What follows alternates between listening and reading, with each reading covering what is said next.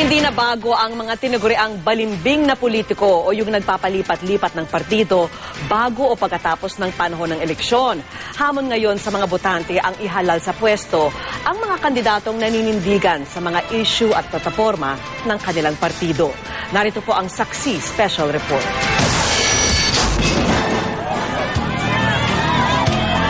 Isang katotohanan sa politika sa Pilipinas ang turncoatism o pagbabalimbing.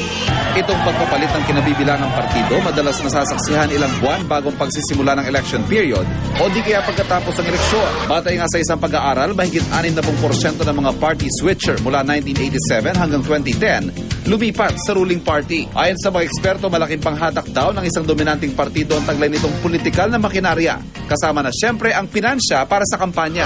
It's just an opportunity for them to group, to align themselves with someone or somebody or a party that will give them the resources, maximum exposure. At kapag nahalal na, malaking bagay naman para sa mga politiko ang Priority Development Assistance Fund o mas kilala bilang pork barrel. Pondong ibinibigay para sa mga maliliit na proyekto sa mga distrito. Pagkatapos ng eleksyon, makikita mo lahat yan shifting to the ruling party. Pagdating sa Congress, in terms of allocation of PDAF, malaking factor kung ruling party ka or opposition ka. Kasi pag ruling party ka, nasa committee heads ka, meron ding different amount of allocation yon, mas mataas compared to if you're an opposition. Ang pagpapalit-palit ng partido, sintomas daw ng mahinang political party system sa bansa. Sistemang iniluwal ng kolonyal natin noong estado ng malinaw at malawak na agwat ng sentro at lokal at ng maagang pag-usbong ng mga political clan bago pa man ang pagpapatatag sa mga political na institusyon.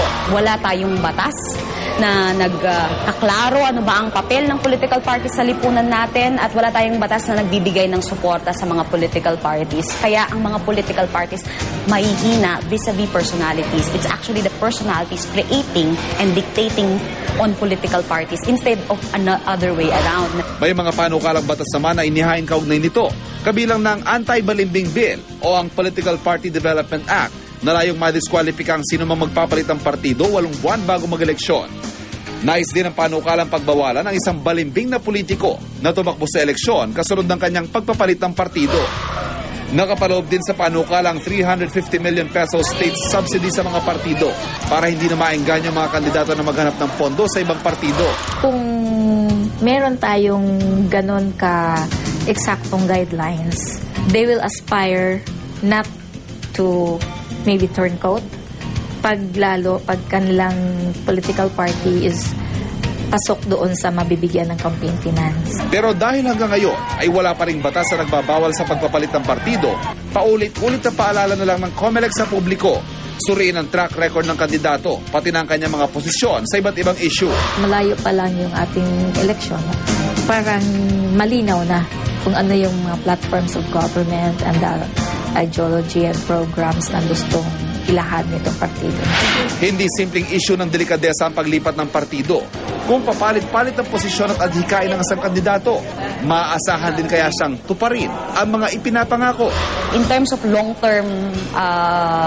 long-term engagement in government, importante na merong coherent platform. Kailangan magbago ang kultura ng tao, magbagong pananaw.